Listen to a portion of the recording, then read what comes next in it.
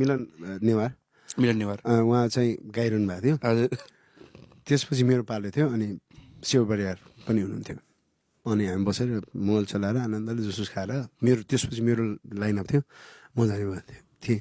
त्यो सबै छलेर एकजना आयो, त्यो बढी गाडी सडी गाडी यत्र झप्प छिरेर म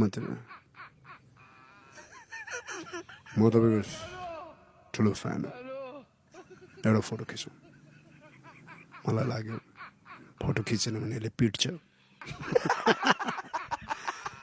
अनि मैले भने ओके खिचौँ न, खिचौँ अब यहाँसम्म आइज खिचौँ भने मसँग होइन, मेरो श्रीमतीसँग। श्रीमतीलाई बोलायो, यहाँ नै बसेर यहाँ बसे। त्यसले मसँग त्यसरी बसायो यस्तो लाग्छ म त्यस घरमा पत्रिका बाँड्नु छु।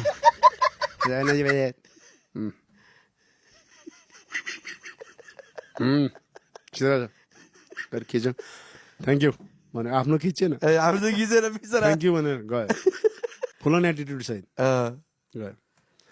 एकछिनपछि फेरि आयो, होइन अहिलेको त पुरै हल्ले छ नि रे।